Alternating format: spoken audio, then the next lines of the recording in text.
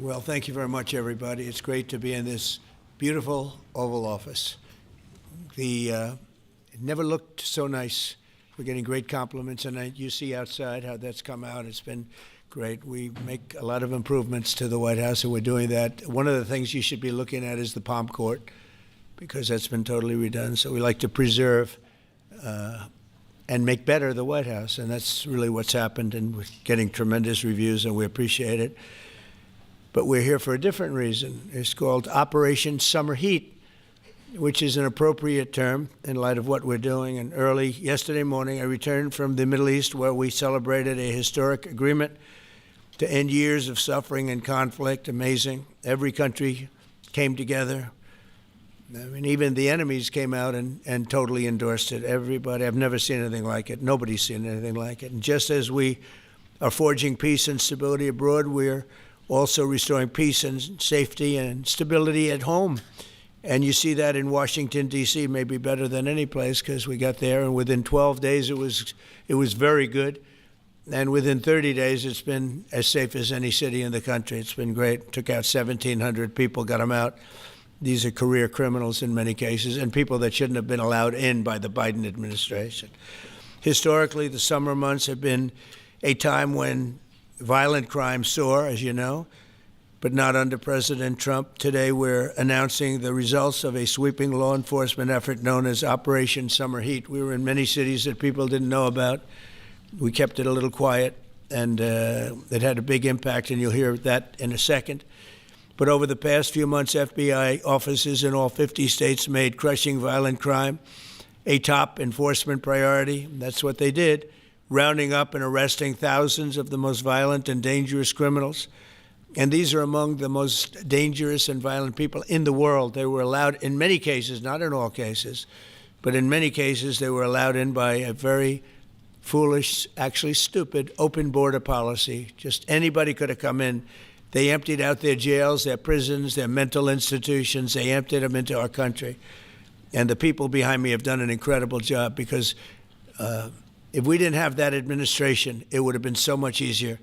They allowed millions of people in this country that shouldn't have been allowed, including over 11,000 murderers, half of whom murdered more than one person. And many of them are gone now, or they're put in prison, because we don't want to have them come back. So we literally put them in our prison, which we don't want to do. But we bring them back to their countries.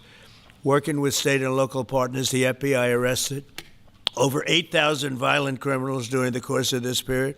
In major cities like in New Orleans, Nashville, we saw a 250% increase in arrests. And we really went after the bad ones.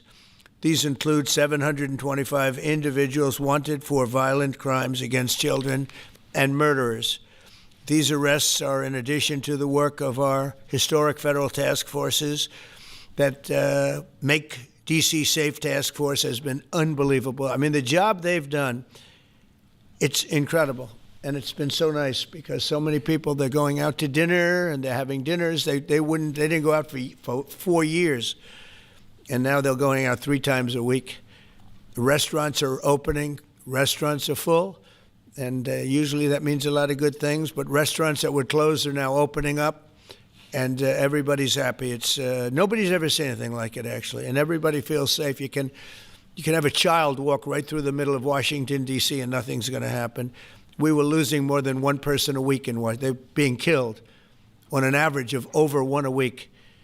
The Make D.C. Safe Task Force has been incredible. And the Make Memphis Safe Task Force is having very similar results. It's much earlier, but we've been there for a week and a half, but I'm hearing the results are pretty incredible, and you'll hear about that. They're mobilizing more than 20 federal agencies for the largest law enforcement operation targeting violent criminals in American history.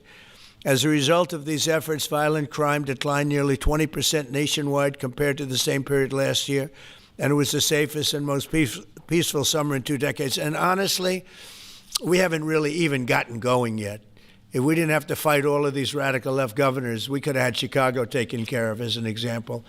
They had, in a short period of time, 4,000 murders in Chicago, and we have to listen to this man stand up and say that we're bad people. And the people of Chicago are walking around with MAGA hats. You have women, beautiful black women, walking around with MAGA hats. Please let the president in, and we don't care how he does it. They're not interested in National Guard or Army, Navy, bring them in, Marines, bring in the Marines. They just want the crime to stop, and more so because of the success that we had in D.C. I think if we didn't have that success, nobody would even believe it.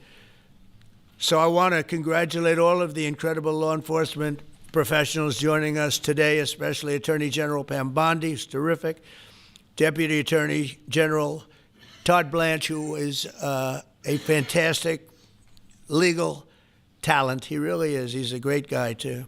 And, of course, FBI Director Kash Patel. They have worked so hard on this and other things. Since the start of the administration, the FBI has arrested over 23,000 violent criminals, more than double the number arrested in the final year of the Biden disaster. The FBI has also destroyed or severely disrupted more than 170 organized criminal enterprises and gangs, 1,600 of the most violent gangs, and confiscated over 6,000 illegal firearms. And they've tracked down and arrested 4 fugitives on the most wanted list, 4 of the most wanted. Actually, 2 of them were the most wanted fugitives in the world. There's still much more work to be done, which is why the FBI continues to work alongside the Department of Justice, the Department of Homeland Security, and the Department of War to defend. And Pete Hegseth has been fantastic, by the way, on this too, on other things, but on this too, to defend law and order and combat violent crime, arrest illegal aliens, and make American cities the safest in the world. And when I campaigned, I talked about crime, but I never knew that we were going to get into it like we did. You know, I mean, I used to watch these cities with the murders. Chicago recently had one deal where they had 11 murders in one weekend, and they said, well, yeah, but it was a holiday weekend. They actually told me that was the reason, like it was okay because it was a holiday. It was Labor Day. These people are the worst. They really have to, they better, I tell you what, the people in Chicago and the people in places like that can be fixed. At some point, it gets to where you can't fix it anymore. It's too far gone. And we have some cities like that. But these are great cities that can be fixed. I'm going to be strongly recommending, at the request of government officials, which is always nice, that you start looking at San Francisco. I think we can make San Francisco. There's one of our great cities 10 years ago, 15 years ago, and now it's a mess. And we have great support in San Francisco, so I'd like to recommend that for inclusion, maybe in your next group. You'll get great support. Every American deserves to live in a community where they're not afraid of being mugged, murdered, robbed, raped, assaulted, or shot. And that's exactly what our administration is working to deliver. I didn't realize I was going to make this such a big factor in the administration. I didn't really campaign. I campaigned on crime, but I never thought we'd go into every city and take a really safe city that we've all been living with for years and make them safe. And now it's like a passion for me, and it's a passion for the people behind me. So I didn't get elected. I did get elected for crime, but I didn't get elected for what we're doing. This is many, many steps above. And I want to thank Stephen Miller, who's right back in the audience right there. I'd love to have him. I love watching him on television. I'd love to have him come up and explain his true feelings, but maybe not his truest feelings. That might be going a little bit too far. But Stephen, thank you for doing an unbelievable job. And the people of this country love you, I'll tell you, and they love what you say about crime and stopping crime. So now I'd like to ask Director Patel to say a few words, and then Pam and Todd also. And I just want to congratulate them. This is an amazing thing, and we're just at the start. We're going to go into other cities that we're not talking about purposely. We're getting ready to go in. And when they go in, like Kash as an example, told me that people didn't even know. 5 months ago, they went into Chicago, and they started doing a lot of work in Chicago, and we brought the numbers down a little bit. And but that really was just preparatory work for what we're going to do with the surge. We're going to have a surge of strong, good people, patriots, and they're going to go in, they straighten it all out. So a lot of these cities we're already working on, but we don't do it with a big flavor. But in a little while, you're going to see some numbers that you're not going to believe. And I think you'll probably start with Memphis, because I'm hearing the numbers are much quicker than we even thought possible. But again, D.C. it speaks for itself. Chicago is going to be okay. We're going to save Chicago. And I told you, and I told them, a very respected man, the head of the Union Pacific, said, "Sir, save Chicago. It can be saved." And the way he said it, it was like, can you believe it? We're trying to save Chicago. But I understood exactly what he wants, and that's what we're going to do. We're going to save all of our cities, and we're going to make them essentially crime-free, like other countries have crime-free. If you go all over the world, you go to the world, you hear Afghanistan and you hear all these different places. Our crime in certain cities is worse than anything they can even imagine. And we're not going to have that any longer. It's going to stop, and it stops right here. Cash, please. Thank you, Mr. President. What I'd like to do is just highlight some of the outstanding work that the men and women of the FBI have been doing. And thanks to your brave leadership and the mandate you were given by the American people, not only defend the homeland, but crush violent crime, you tasked us with our great partners at the Department of Justice and the Attorney General and the Deputy Attorney General to start making arrests and bring prosecutions and safeguard our cities. And you said it, this is just the beginning. In just 7 months, I hope the media takes a look at every one of these charts, because these are the best numbers for fighting crime in U.S. history, and it's only 7 months in. And to do that, our vehicle to do it of choice was Operation Summer Heat, which the FBI architected to go after violent criminals. And in just a 3-month span, you had 8,700 arrests of violent criminals. You had 2,200 firearms seized off the streets permanently to safeguard our communities. You had 421 kilograms of fentanyl seized. Just to put that in perspective, that's enough to kill 55 million Americans alone. You had 45,000 kilograms of cocaine seized, and thanks to our Department of Justice partners, you had 2,100 indictments in 3 months, from June to September alone. Mr. President, that in and of itself would be historic for a 4-year presidency. You did that in 7 months because you let good cops be cops, and you partnered us with the right people at the Department of Justice to put the handcuffs on and bring them to court and put them in prison. And if that weren't enough, when you look at the year, for the entire 7-month period that we're talking about here, if you look at the past 4 years of the Biden administration, 16,000, 17,000, 15,000, 15,000. That's the number of arrests year over year of violent felons in this country for the Biden administration. Mr. President, in 7 months, you have 28,600 arrests of violent felons in just 7 months alone, because of your leadership and the dedication of the men and women at the FBI who want to go out there and do the job they were prevented from doing because that department used to be weaponized and politicized. And this is what happens when you take out the fangs of weaponization. This number is historic by every metric. 28,000 people have been arrested, violent felons alone. And then when you go over there and look at some of these charts, if you don't mind, I'll just hop over here. Look at the metrics for not just violent crime, but the homeland. Mr. President, during your administration, the FBI has found and located 5,400 children. That is a 30% increase year to date over the last administration. Violent crimes against children arrests alone are up 10%. Gang arrests are up 210% in the last 7 months alone. And transnational organized crime, which Stephen Miller has been a great partner in, is up over 12% alone. These numbers are historic just as a snapshot. But just so people don't think we're focusing on violent crime alone, the national security mission, Mr. President, under your leadership has never been stronger. We have gone after espionage activities against our main counterparts in China, Russia, and Iran. In China alone, we've had over a 50% increase in espionage arrests alone in prosecution. In Iran, we have had a 50% increase, again, in espionage cases. And in Russia, we've had a 33% increase in espionage cases alone. When it comes to counterterrorism, year to date, we have 125 arrests this year versus 100 last year to date alone. And when it comes to the cyber criminal activities, which are some of the largest enterprises plaguing everyday Americans, we at the FBI have put out a mission to go after cyber criminals like never before. Last year, they had in total 191. This year, you already have 252 arrests. 52 arrests of violent cyber criminals who are stealing from senior citizens, who are violating our children's rights and freedoms, and who are violating everyday Americans. These programs are record. And two of the things I'll finish with that I'm most proud of, Mr. President, this FBI. Fentanyl.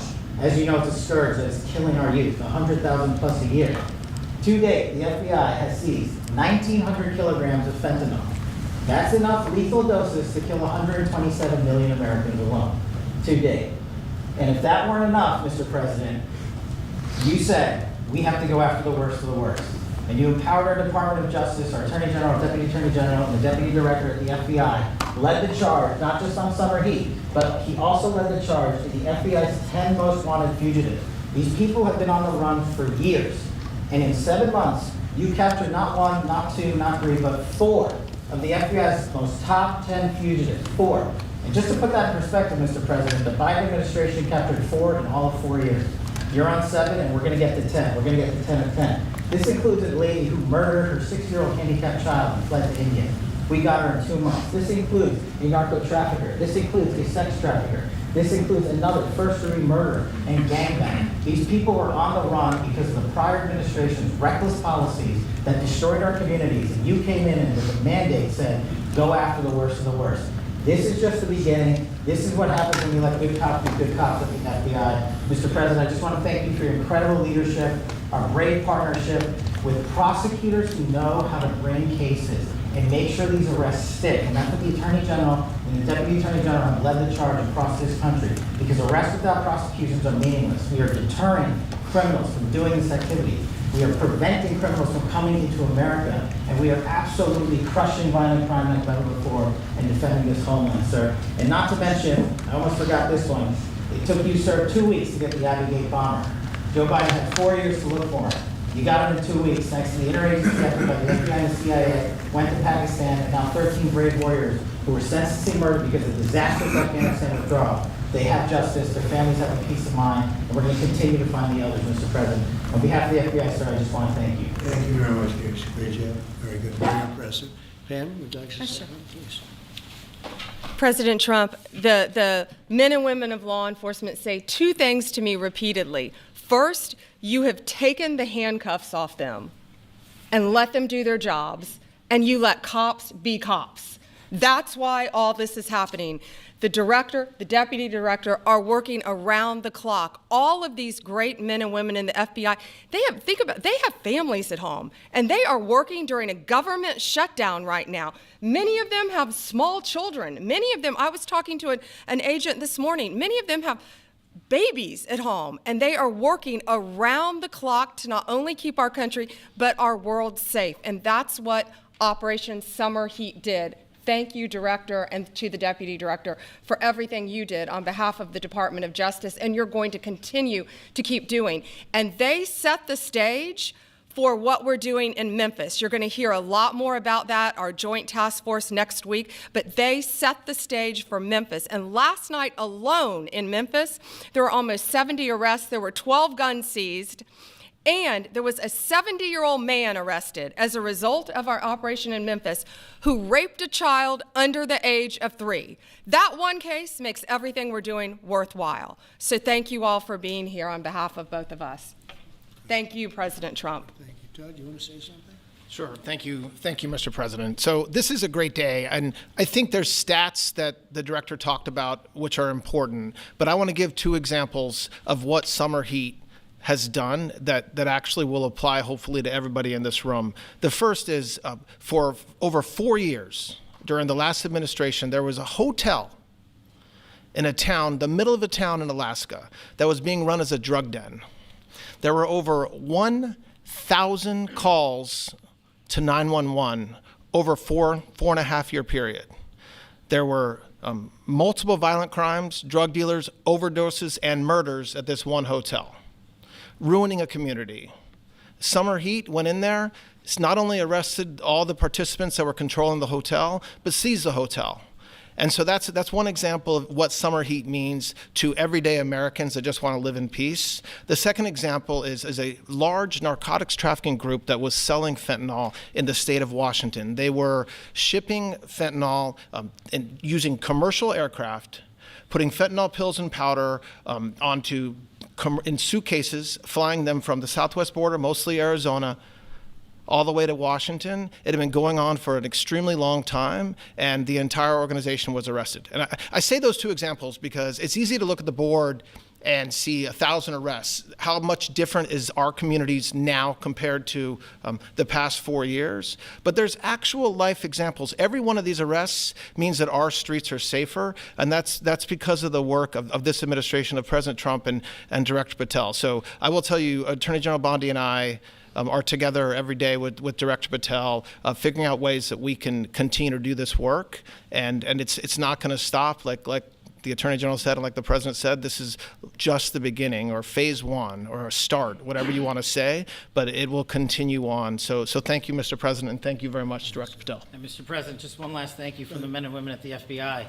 You found a way to get these individuals paid during a government shutdown, our 1811 agents. So on behalf of the FBI, it's a great debt that we owe you, sir. They're now allowed to pay for their families, so thank you. And the military. Good. That's right. Thank you. Okay, thank you very much. Any questions, please?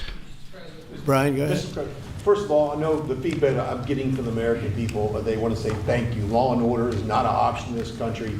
It's a mandate. So I know the American people thank you for that. In terms of the guns that have been taken off the street, do you have a number of how many guns were taken away from someone that had a prior felony or a previous crime that perhaps we can prosecute that? Because I know that wasn't the case under Joe Biden. We don't take guns off the streets of people that are allowed to have guns.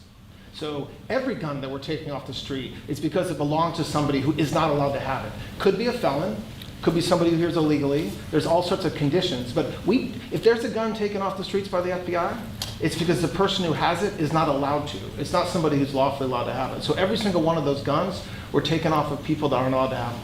And not including the FBI, all of the other agencies. ATF alone, since January 20th, has removed over 25,000 illegal guns off our streets, just since President Trump's been in office. And Mr. President, if I could follow up on that, could there be any further conversation to have national concealed carry applied to actual DC? Like if you had a driver's license in Texas and you had a permit, of course you could drive. Well, as you know, they've been talking about that for a long time. It's an interesting question. A lot of people feel strongly both ways, but we are talking about that, Brian. Thank you.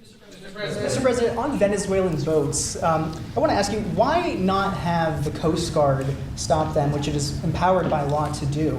You know, this way you can confirm who's on the boat and ensure that they're doing what you suspect. Because we've been doing that for 30 years, and it has been totally ineffective. They have faster boats. Some of these boats are seriously, I mean, they're world-class speedboats, but they're not faster than missiles. But we've been trying to do that for years, and so much of the drugs, 25-30%, would come in through the seas. Right now we have, I would say, none coming in through the seas. In fact, I don't know about the fishing industry. If you want to go fishing, a lot of people aren't deciding to even go fishing. We've almost totally stopped it by sea. Now we'll stop it by land. What's the next But step? it never worked. It never worked when you did it in a very politically correct manner. What's the next step in this war on cartels, and are you considering options, are you considering strikes on land? Well, I don't want to tell you exactly, but we are certainly looking at land now because we've got the sea very well under control. We've had a couple of days where there isn't a boat to be found. And that, I view that as a good thing, not a bad thing. But we had tremendous amounts coming in by boats, by very expensive boats. You know, they have a lot of money, very fast, very expensive boats that were pretty big. And the way you look at it is every boat that we knock out, we save 25,000 American lives. So every time you see a boat and you feel badly, you say, wow, that's rough. It is rough, but if you lose 3 people and save 25,000 people, these are people that are killing our population. Every boat is saving 25,000 lives, and you can see it. The boats get hit, and you see that fentanyl all over the ocean. It's like floating in bags. It's all over the place, and it's a tremendous. We're saving tremendous amounts of lives. Yeah, Mr. President, on that issue. I know you've talked about, I have a question for you, and then I also have a question for Director Patel. I know you talked about having some distaste for Boston recently. Is this one of those cities that you might be looking into, and can you give us a hint about other cities that you might be You're sending saying for federal- where? For where? For Boston. Yeah, well, Boston has a bad mayor who at least is a reasonable IQ person. You know, most of them are low IQ. But, and they're so bad. I mean, what's going on in Chicago is just, you'd think the guy would say, hey, look, we have a problem, Mr. President. Could you come in and straighten it out? We could have that done in a month if we had their cooperation. It's going to be done anyway, but we could have it done in a month. Yeah, Boston, she's got 4 areas that are, wrong. And, somebody said, would we think about taking the World Cup away from Boston if they don't straighten it out? And the answer is yes. We have the right to do that with FIFA. So if we think that LA is going to be bad, or we think that applies a little bit to the Olympics too, but we'll talk about FIFA first. FIFA is very hot. If we think there's any reason that, whether it's Boston or anywhere else, that they're not doing their job, we're going to take those World Cup games and move them someplace else. Thank you. And then Director Patel, there's been so many conspiracy theories swirling around about the assassination of Charlie Kirk. Do you have any updates for us, especially in light of all the online content that everyone's been talking about? The only thing we deal with at the FBI and the Department of Justice is facts, and we delivered in record speed a manhunt to capture Charlie Kirk's alleged assassin in 33 hours. And if you put that in perspective to Luigi Mangione or the Boston bomber, they took them 5 days and a police officer lost their life in their manhunt. We are running out absolutely every single lead, and the best thing we can do to honor my friend Charlie Kirk's life is to make sure that everyone involved is prosecuted to the full extent of the law, and that's what we're focused on, investigating the facts, not trading in conspiracy theories. Okay. Mr. President, thank you so much. Thank you. In light of China's export curbs on rare earths, do you view India as a reliable partner going forward? And are you planning to meet Prime Minister Modi in Malaysia? Are you open to talks in terms of Yeah, trade? sure. He's a friend of mine. We have a great relationship. He just said that 2 days ago, as you know. We have a great relationship. No, we were not happy with him buying oil from Russia, because that lets Russia continue on with this ridiculous war where they've lost 1.5 million people, by the way. Russia's lost 1.5 million people, soldiers mostly. This is a war that should have never started, but it's a war that Russia should have won in the first week, and they're going into the 4th year. And I want to see it stop. So I was not happy that India was buying oil. And he assured me today that they will not be buying oil from Russia. That's a big stop. Now I got to get China to do the same thing. That is relatively easy compared to what we just did over the last week in the Middle East. Middle East was 3,000 years, and we got it done. This is 3 years, and I think we'll get it done. I think that President Putin, I think he wants to get it done. We'll see. There's a great animosity between him and Zelensky. You probably have noticed, right? And I think it's hurting the process. Yeah, please. Mr. President, thank you. Curious, why did you authorize the CIA to go into Venezuela? And is there more information you can share about these strikes on the alleged Well, I can't drug do busts in that, the but Caribbean? I authorized for 2 reasons, really. Number one, they have emptied their prisons into the United States of America. They came in through the border. They came in because we had an open border policy. And as soon as I heard that, I said, a lot of these countries, they're not the only country, but they're the worst abuser. And they've they've allowed thousands and thousands of prisoners, people from mental institutions, insane asylums, emptied out into the United States. We're bringing them back, but that's a really bad, and they did it at a level that probably not, many countries have done it, but not like Venezuela. They were down and dirty. And the other thing are drugs. We have a lot of drugs coming in from Venezuela. And a lot of the Venezuelan drugs come in through the sea, so you get to see that. But we're going to stop them by land also. Does the CIA have authority to take out Maduro? Oh, I don't want to answer a question like that. That's a ridiculous question for me to be given. Not really a ridiculous question, but wouldn't it be a ridiculous question for me to answer? But I think Venezuela is feeling heat, but I think a lot of other countries are feeling heat too. We're not going to let this country, our country, be ruined because other people want to drop, as you say, their worst. They have given us their worst. They've loaded up our country with prisoners, with mentally ill people that are seriously ill, criminally ill. And we're not going to take it. And so, I mean, it's just one of those things. And I can tell you, we've taken care of the sea. There's nobody, and we're watching. We're watching. And if we see it, we'll save it. Yeah, please. On the ships, though, sir, there are Republicans and Democrats up on the Hill concerned that in the briefings they've gotten about those attacks, they're not necessarily getting information about who was on them and what exactly was on those ships. Can you ensure that at but least they are lawmakers given will be told that? information that they were loaded up with drugs, and that's the thing that matters. When they're loaded up with drugs, they're fair game. And every one of those ships they're not ships, they're boats, they're speedboats. They're extremely fast, record-setting type speedboats that cost a lot of money, and they have a lot of money because they're drug sellers. But they know one thing, and they all have the same thing in common. There's drug dust. They call it drug dust. They call it fentanyl dust all over the boat after those bombs go off, and you can take along. Attack them though that they're a We know before. We know when they go out. We know we have much information about each boat that goes out. Deep, strong information. Yeah, please. Sir, you're going to have Volodymyr Zelensky here this week. What is your message at this stage of the war for him? And shy of tomahawks. To who is that? For Zelensky. Yeah. And shy of tomahawks for Ukraine. Are you considering other options, and will you speak with Vladimir Putin about No, we're looking at other options. We are. President Zelensky's coming in. I'm not a fan of the war. I'm not a fan of the way it started. It should have never happened. It wouldn't have started if I were president. The election was rigged. And because of that, we lost a lot of lives have been lost because of that war. Not American lives, but if I can save a lot of lives, that's why I'm in it. I want to save lives.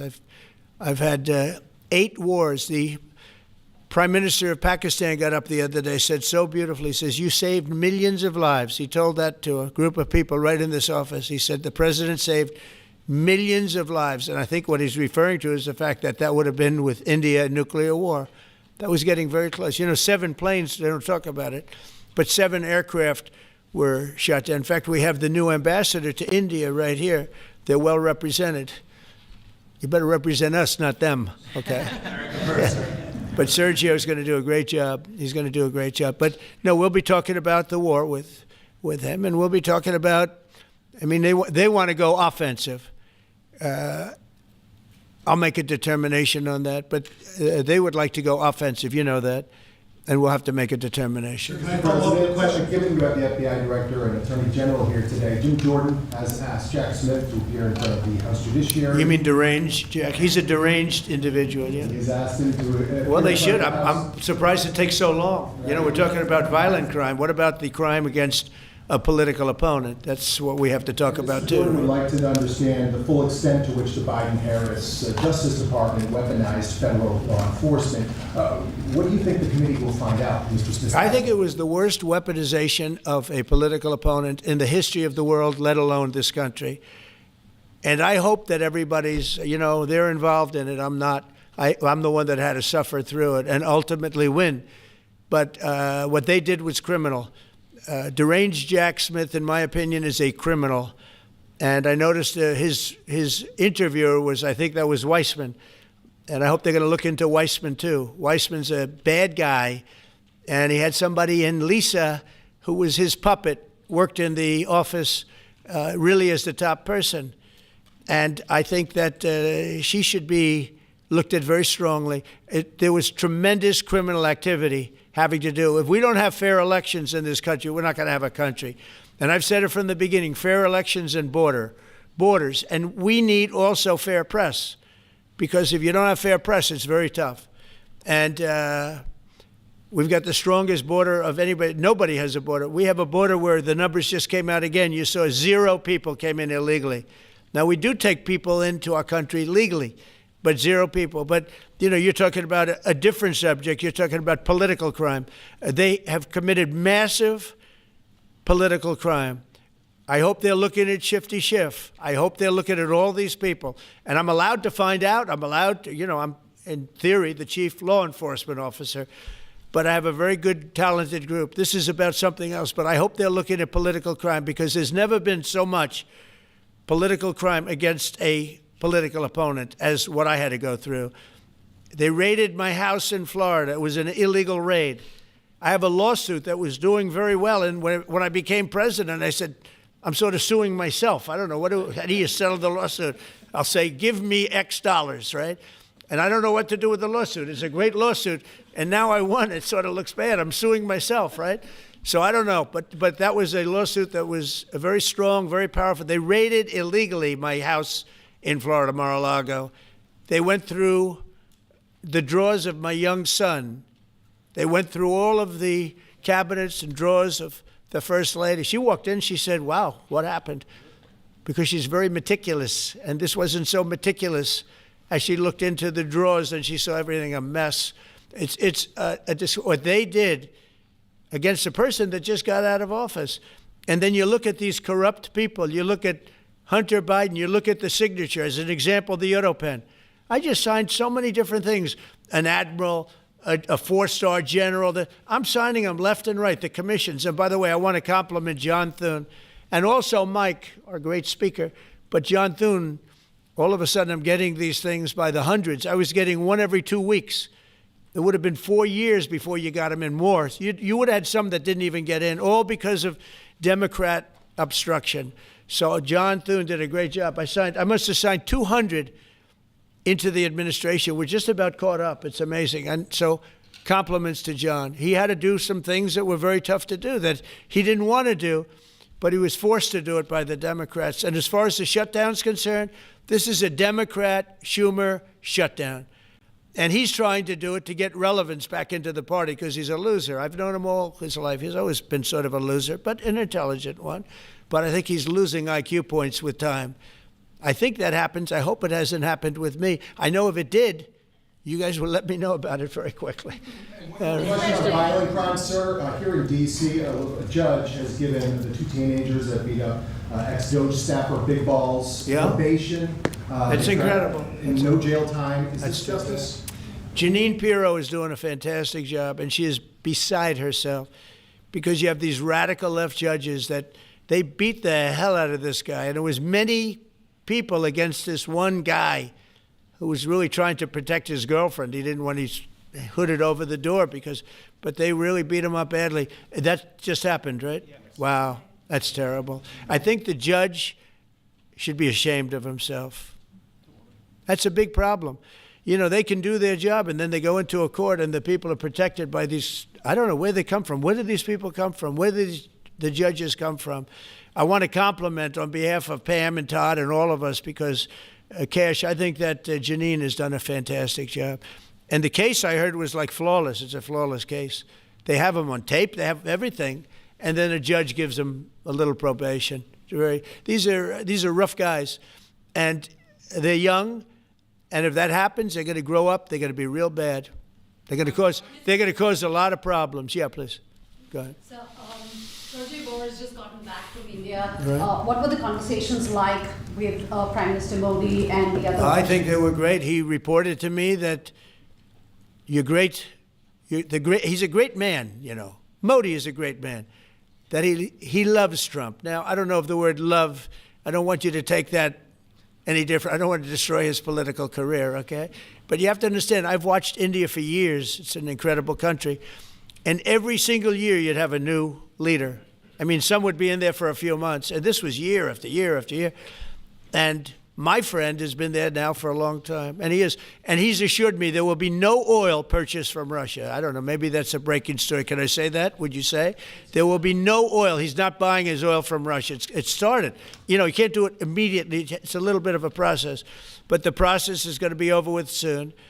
And all we want from President Putin is stop this. Stop killing Ukrainians and stop killing Russians because he's killing a lot of Russians. Again, it doesn't make him look good. It's a war that he should have won in 1 week, and he's now going into his 4th year. That does not make this big so-called war machine look good. But he could make a settlement. We're willing to settle. I thought we had a deal. The hatred of the two leaders is very, it's an obstacle. It's an obstacle. There's no question about it. But I thought we had a deal 2 months ago. Who would think I created peace in the Middle East and can't get the two guys to settle? But I think we'll get them. But if India doesn't buy oil, it makes it much easier. And they're not going to buy it. They assured me they will. Within a short period of time, they will not be buying oil from Russia. And they'll go back to Russia after the war's over. Jennifer? On the shutdown, sir, are FBI officials being paid right now? Are all the FBI employees being paid? And are all the Well, that's what I understand. I hope so.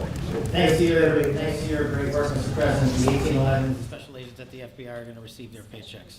Got a lot of people paid, actually. We got the people that we want paid, okay? And we want the FBI paid, we want the military paid. We got the people that we want paid. And I'll tell you, the Democrats, they don't talk about this.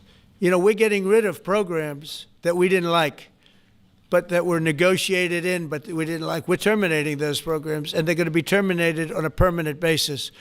And it's thousands of people, and it's billions of dollars. We're getting rid of a lot of things that we never wanted because of the fact that they made this stupid move. And they don't want to talk about it. They have their day coming up. I hear very few people are going to be there, by the way. But they have their day coming up, and they want to have their day in the sun. But they should really make a deal. So what we're doing, they call him Darth Vader, but he's actually a very nice person, Russell Vogt.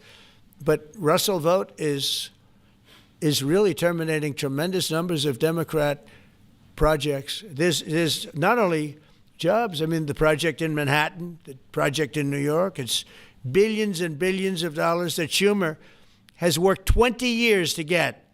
It's terminated. Tell him it's terminated, Jennifer. All right. On Hamas, sir, what is your understanding of the pace of returning the deceased hostages? Are you pleased? Well, with they're that looking pace? for them. Absolutely. They're looking. So we have the living hostages all back. They returned some more today. It's a gruesome process. I almost hate to talk about it. But they're digging. They're actually digging. There are areas where they're digging and they're finding a lot of bodies. Then they have to separate the bodies. You wouldn't believe this. And some of those bodies have been in there a long time. And some of them are under rubble. They have to remove rubble. But there are graves, and some are in tunnels that died in tunnels that are way down under the earth. And the tunnels are like 3 feet. Can you believe it? 3 feet high. They lived like this for a long period of time. It's a horrible atrocity. At the same time, we, meaning Israel, but I knew everything they were doing pretty much. I knew most of the things they were doing, but they've killed probably 70,000 of these people, Hamas. And I said, it's time now. So we'll see what happens. We'll also see what happens. Your next question is going to be the weapons. We want the weapons to be given up, sacrificed, and they've agreed to do it. Now they have to do it. And if they don't do it, we'll do it. We had the head of CENTCOM today suggest that Hamas needs to hurry up and disarm and follow your comprehensive plan. Yeah. That it was the head of CENTCOM saying that. Is that not a signal to Hamas, to the rest of the world, that at some point the U.S. military may more directly engage? We won't need the U.S. military. We won't need it. Why not just yield? Because we're very much involved in it. If we weren't involved, there wouldn't be peace. If we didn't destroy the nuclear capability of Iran, that deal would have never happened for two reasons. The Arab nations would not have felt bold enough to do it because you have a very powerful, at that time, Iran. It's not powerful anymore between what Israel and us did, because the attack was, if you look at it, we helped them very much. They will be the first to tell you, including shooting down thousands of drones that were coming into Israel. We shot them down. We were shooting them down like it was target practice, but we shot down thousands of drones and missiles also going into Israel. But between what we did to Iran that way with the, conventional, we will call it, and what see that beautiful plane, that B-2, I noticed it on the desk. I always thought it was beautiful, but I never understood it. Now I understand it. It took in hundreds of thousands of bombs in the form of two, but hundreds of thousands of pounds of bombs. And every single bomb hit perfectly. Then they sent Tomahawks in. They sent 30 Tomahawks on top of it. And that was totally, CNN said, well, maybe it wasn't as bad as Trump said, because I said obliterated. Obliterated is not a strong enough word, actually. And you saw the Atomic Energy Commission came out and said the word obliteration is very, very, think of it. They came in under potential fire. They entered Iran airspace late at night, in the dark, no moon. The moon was low for a reason. What time we picked it. Couldn't see anything. And they hit every target, and they weren't hit. Nobody saw that plane. That plane is stealth. Nobody saw it. The problem with that is it may be stealth today, but tomorrow it won't be. And we just ordered about 20 brand new B-2 bombers. It's unbelievable as a weapon. I know Putin, when I was riding with him in Alaska, we passed a lot of them. And he said, that really did the trick. I said, yeah, it did. It's amazing. The flying wing. But you still foresee no reason for the U.S. military to get involved in Gaza? No, I don't see that. No, I think we're going to handle it very well. We'll be helping Israel. But we have other countries that are now. You know, we signed, many countries signed, and many of those countries relatively are very strong military powers. And Hamas has no support. See, Hamas had the support of Iran, and now Iran says, don't get us involved. The last time they got them involved didn't work out too well. So they used to have the support of Iran. Today, Iran they're trying to survive. You know, when I heard the reports 2 weeks ago, Iran's looking to build a nuclear weapon, I said, don't worry about it. They got a lot of things they want to do before nuclear weapons. I said, the last thing they want to do is a nuclear weapon. It didn't work out. And if they did a nuclear weapon before they got even close, that site would be attacked and it would be wiped out. Yeah. Mr. President, you're meeting with President Xi in a few weeks. Yeah. If you can't come to an agreement or a deal at that meeting, are we in for a sustained trade war with China? Well, you're in one now. Look, we have 100% tariff. If we didn't have tariffs, we would be exposed as being a nothing. We would have no defense. You know, they've used tariffs on us, but we've never had anybody sitting in that chair that felt the need to do it. And they've allowed us to be $37 trillion in debt, et cetera, et cetera. Tariffs are a very important tool for our defense, for our national security. If we don't have tariffs, we're not going to have national security. As an example, if you look at Pakistan and Iran, I told them I was in the midst of negotiating a trade deal with Iran, and Pakistan was going to be in line. And because of tariffs, they all want to negotiate much differently. We were making a good deal, and then I heard that they're shooting at each other. And I said during one of my conversations, are you guys going to go to war? 2 nuclear powers we are thinking about. I said, here's the deal. You go to war, I'm going to put a 200% tariff. I'm going to stop you from doing any business in the United States. I said it to both of them. Within 24 hours, the war ended. That would have been a nuclear war. And again, the Prime Minister of Pakistan, who was here 2 weeks ago, said that man saved many millions of lives in front of a whole group of people because he thought it was going to be war. But when it came to war or having to pay massive tariffs, the tariffs overrode. That's why it's so important. Not only the money, we're taking in trillions of dollars, not only the money, the power to keep peace, the power to be used for good is enormous. But a lot of people didn't understand tariffs. It's also made us very rich. We have a big case coming up in the Supreme Court, and I will tell you, that's one of the most important cases in the history of our country, because if we don't win that case, we will be a weakened, troubled, financial mess for many, many years to come. I don't even know if survivable is a good term. And if we do, we're going to be the most powerful economic country in the world.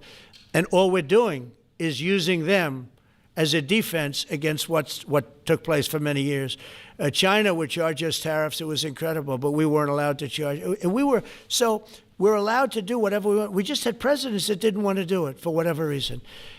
And it was nothing. But of the 8 wars, I was saying 7, of the 8 wars, I would say tariffs are directly responsible for me ending 6 of them, 5 or 6. Without the tariffs, you have wars raging all over the world. With the tariffs, other than Russia, we have no wars out there. And we've made a lot of good friends, too. Tariffs are so important to our national security. If we don't have tariffs, we don't have national security. Our country would suffer a level that, because they're used so strongly on us. As an example, the European Union, they won't take our cars, they won't take our agriculture, they won't take anything, but they send their cars in, Mercedes, BMW, Volkswagen, by the millions.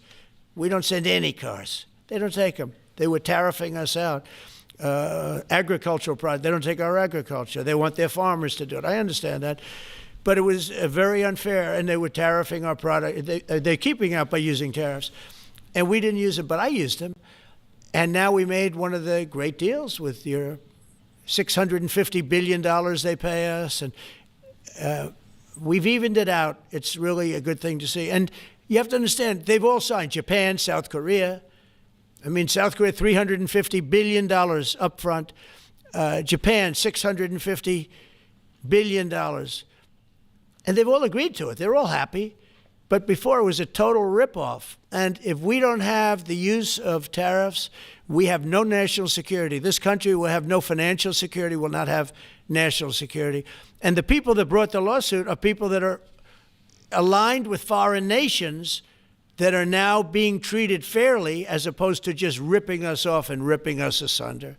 So, but if we are not allowed to use what other people use against us, there's no defense. It'll be a disaster for America. That's why I think I'm going to go to the Supreme Court to watch it. I've not done that, and I had some pretty big cases. I think it's one of the most important cases ever brought, because we will be defenseless against the world. Okay? You'll go to the tariff case? Did you have one? Yes, please. Thank you, Mr. President. I want to ask you about the Georgia Senate race. I know it's very early, but there's several Republicans in that field that are vying for your endorsement. A lot of good people in that field. Yes. I know all of them, actually. I haven't made a decision on that, but you have some very good people in the Georgia Senate race. Well, Governor What Trump else? has endorsed. No, I know, the governor has, and he's spoken to me about it a lot. He likes that candidate a lot, and I understand that. I haven't made a decision yet. But I'm following that race very carefully. I think it's very important for Georgia to get a real senator, because the senator they have now is a horrible senator. He allows all the crime, all the borders. You have open borders. I mean, his whole philosophy is a disaster. That's not representative of the people of Georgia. I know the people of Georgia. I won Georgia 3 times, but they say twice. Okay, I won it very big the last time, and I won it big the first time, and I won it big the second time. But we had criminals that didn't allow. I mean, I hope they're going to go into that. I hope they go into the votes which are being stored in Fulton County and take a real look at those votes, okay? Because I won it the second time too. But I know Georgia very well. I love Georgia. Those people are great, and they deserve a good senator, because the man they have now is a weak, ineffective person. Okay. Mr. President. By the way, you won Georgia 3 times. Just Yeah, I agree. Do you agree with me? I And do. he's the media. For someone that He's the spends media. a lot of time in Georgia, I believe you won that. Yeah, okay. I really have a question about You don't. The word "believe" isn't strong enough, right? Yeah, You I know. there you go. It's true. I know I won too. We have the great Newt Gingrich. Newt, you agree with us? Good. Otherwise, I'd have him dismissed immediately from the room. You know, his wife, as you know, is becoming an ambassador to a great country, Callista. So congratulations. And we're going to take a picture. And the only reason I'm doing it, he speaks so well of me. He said, I'll go down as the greatest president in history. And then he blew it. He said, I'm not sure if I put him above Washington or Lincoln. So I'm not that happy about that, dude. I've got a question about the weaponization of the DOJ. The media often says your department is weaponizing Yeah, the DOJ. yeah, that's the opposite. It's the opposite. Todd, you represented President Trump in probably the greatest weaponization of the DOJ by Alvin Bragg. You know firsthand, if you can describe what you saw under the Biden administration and how they weaponized the DOJ. Well, I mean, I think it's hard to describe what happened in those last 4 years against President Trump. Alvin Bragg, a local prosecutor, his office staffed by someone in New Jersey.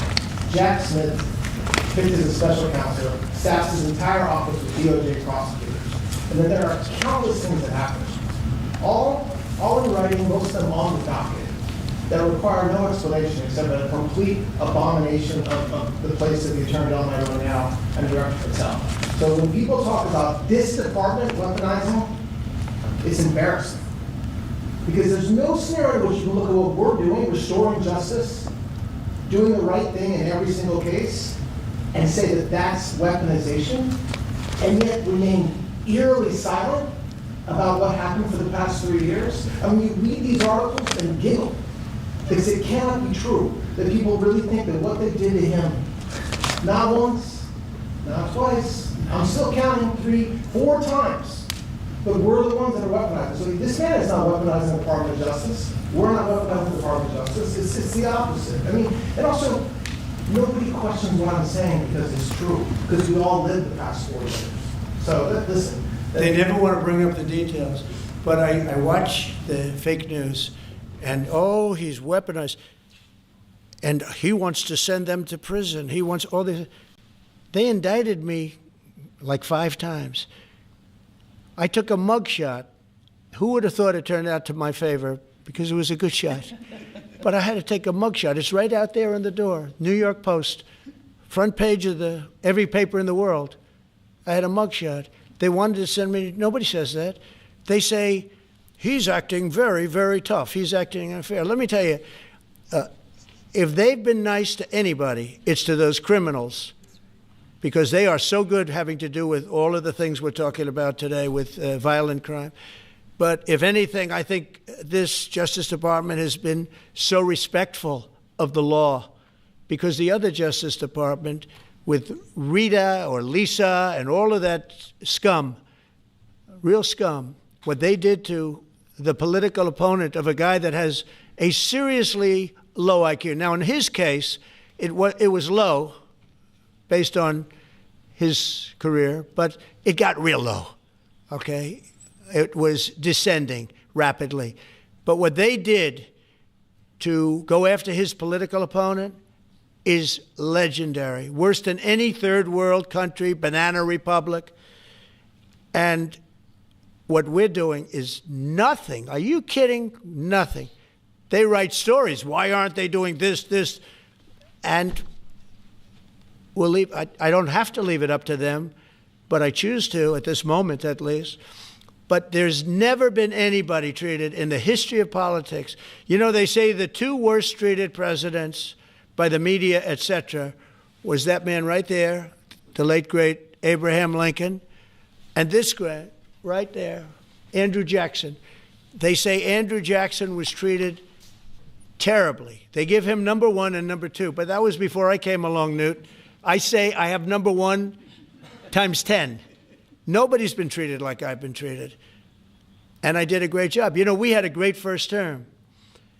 And we had one of the most successful economies in history, et cetera. I rebuilt the military. We did a tremendous amount.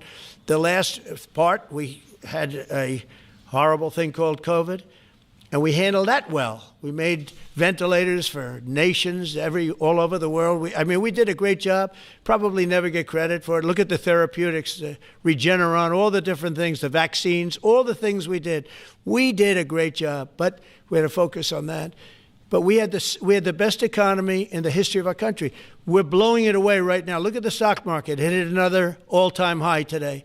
That's 48 days out of the few days that I've served. 48 days have already hit record highs. And we have, maybe most importantly, the number, we have now, I was saying 17, it's over $18 trillion is being poured into our country. It's because of the election and because of tariffs. Without the tariffs, you wouldn't have probably 18 cents. It's because of the tariffs, because there are no tariffs if they build in our country. And they understand that. So we have medical companies coming over. We have the AI. We're dominating China in AI. Everybody said that's impossible. We're dominating. I'm letting these massive plants build their own electric generating plants. They're becoming utilities in addition to everything. Maybe they'll make more money with that, who knows? But they're building their own electric because we have an old grid. You wouldn't be able to do that. And we're dominating China. We're dominating with AI, which seems to be the new big thing. That's the new internet. That's the new whatever. So we're very happy with the job we're doing. I'm very happy with the job they're doing. But when you tell me about attacking a political opponent, there's never been. And I'm a legitimate opponent. I watched my son. He's got the #1 best-selling book now. My son, Eric, is a wonderful kid. That guy spent so much time with subpoenas. He got more subpoenas than anybody in the history of our country. Think of it. And he's an innocent, good boy. He's a good kid. He's always been a good kid. All of my children are good. They went through hell. My children went through federal grand juries on a hoax. Think of it. You have Adam Schiff and Hillary Clinton and others make up a hoax, and then wanting to so they know it's a hoax, and they go before the press, say Donald Trump Jr. will go to jail because of what he's done with Russia. I'll never forget, I get a call from my son, Don, and he said, Dad, I'm being accused of something with Russia. I don't know anything about Russia. He didn't know anything about. Think of it, how bad they are. They say he'll go to prison for the rest of his life. He knew nothing about it. On a hoax, the Russian hoax, Russia hoax, on a story that they made up.